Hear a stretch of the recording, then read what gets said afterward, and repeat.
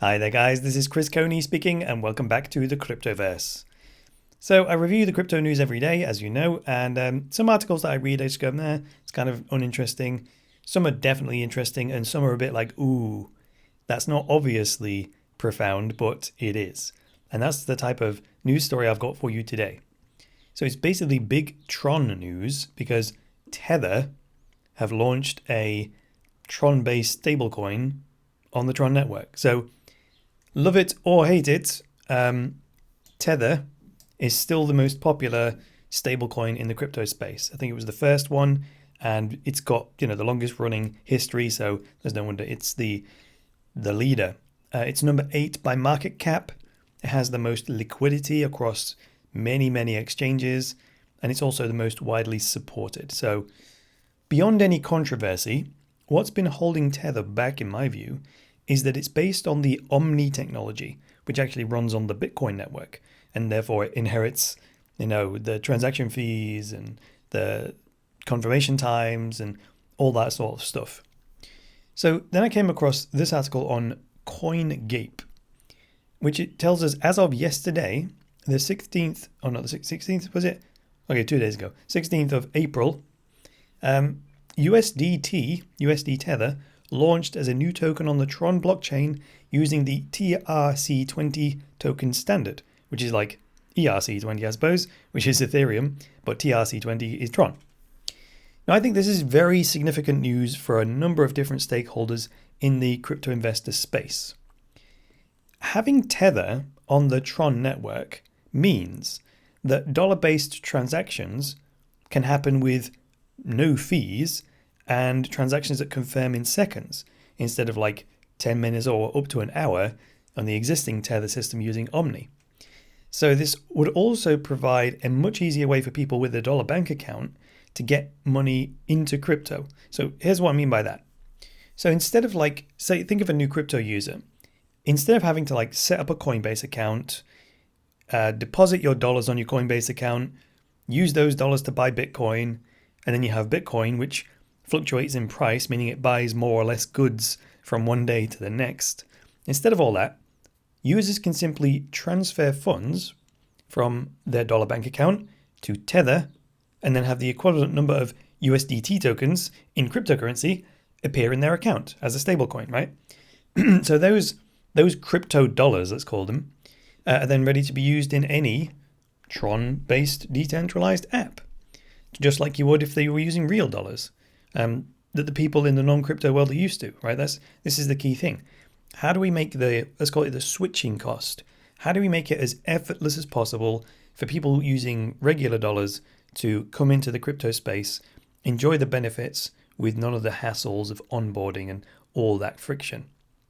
And I say that because the reality is that the dollar remains the unit of account, the main unit of account in the world, meaning the currency we primarily measure prices in.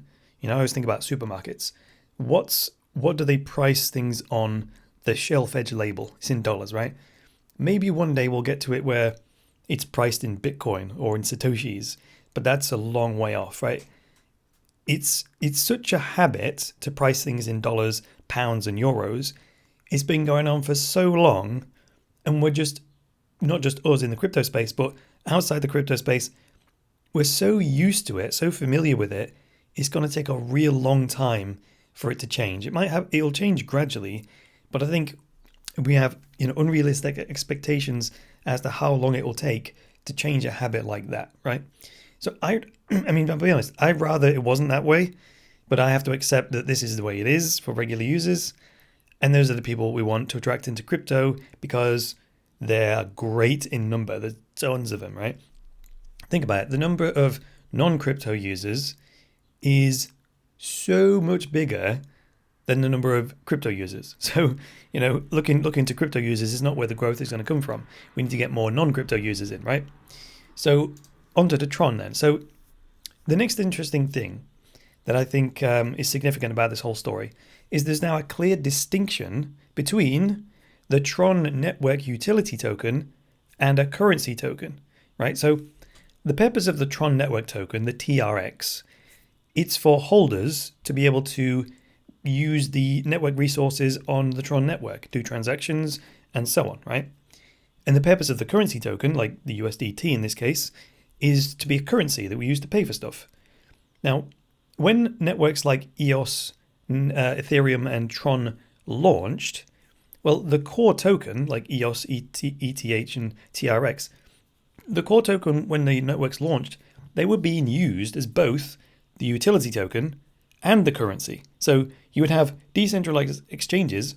Even today, we have decentralized exchanges on EOS, for example, where tokens trade against EOS. So they're priced in the EOS token. That to me is not appropriate, and it's confusing for users because that's not really what the EOS token is for.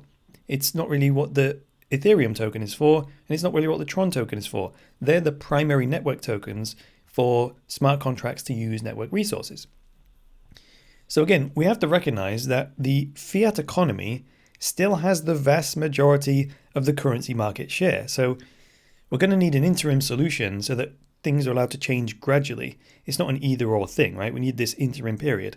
Yes, Ethereum and EOS, they have stable coins of their own, but I'm making this Tron news significant because it's Tether. Tether is by far the most well recognized and established stable coin in the space. I mean, if it had been any other news story that you see about, new stablecoin launches on Tron, I probably wouldn't have given it so much significance. But because it's Tether, that is significant. So, and the fact they've chosen Tron is very interesting. So, moving on to like the apps, right? Another significant implication of this.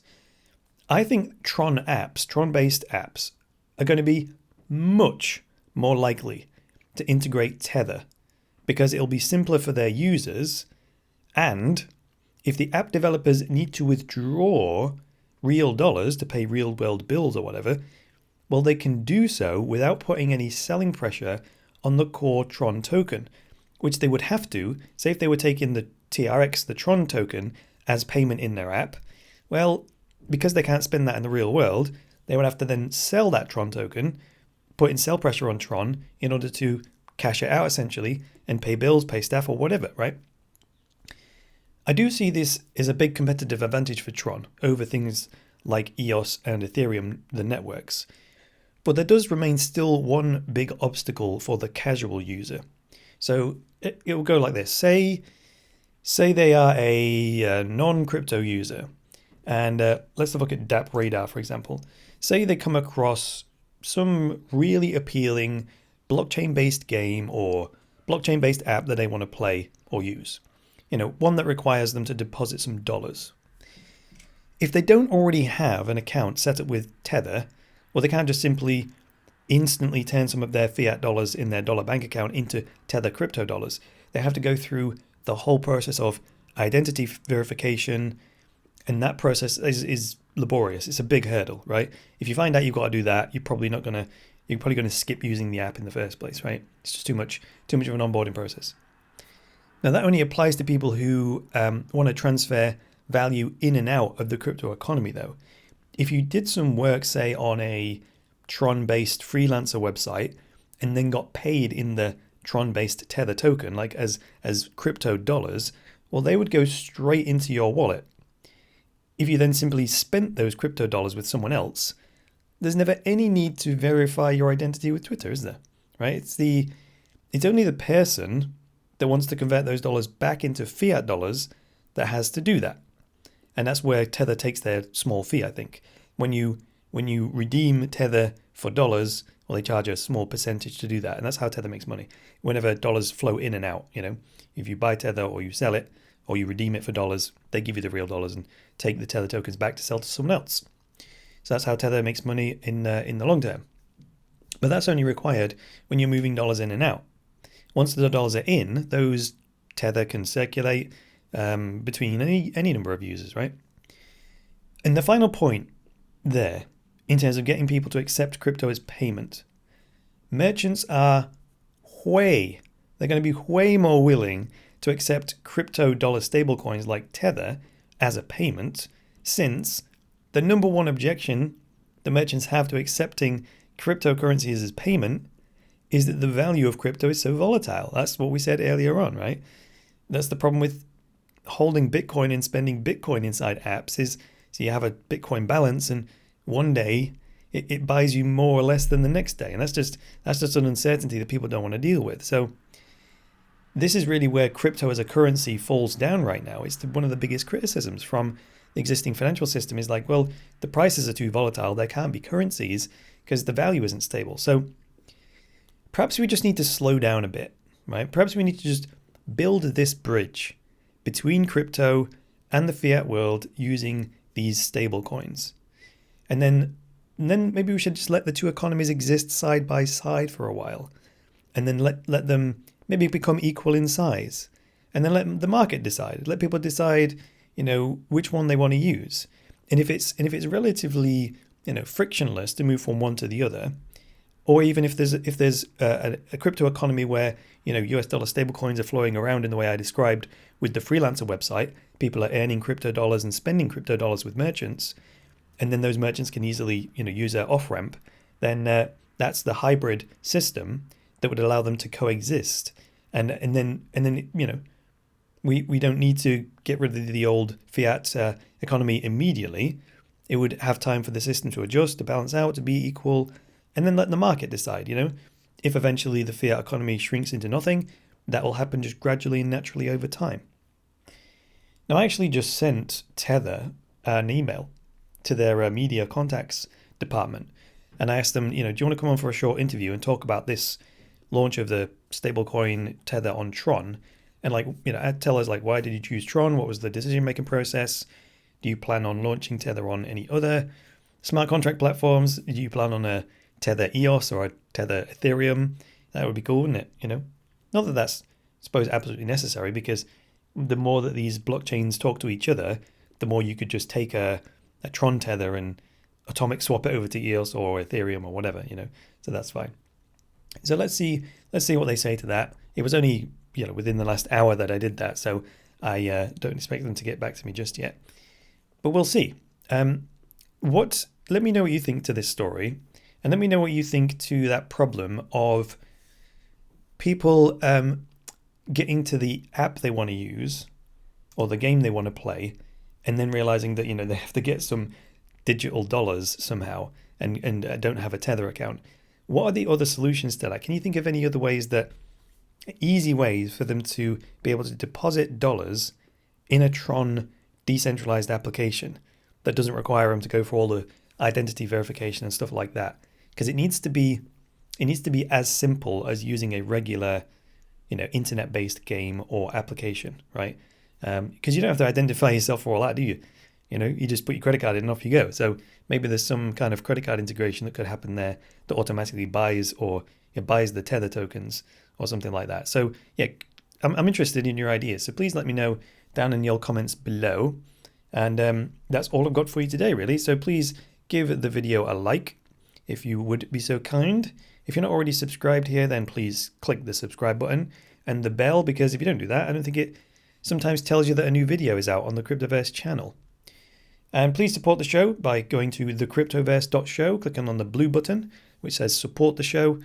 That will allow you to become a patron and get rid of the adverts, get access to the private chat group, and also earn cryptocurrency rewards as a viewer, a listener, whatever you want to call yourself, audience member. And finally, if you really like my market analysis, well, check out my online course called The Master Cryptocurrency Trader. That will teach you more in-depth things about how to analyze charts, how to trade them, and multiply your Bitcoin over time. But that's all I've got for you today. I'll be back with the next episode of the Cryptoverse. So until then, it's me, Chris Coney, saying bye for now.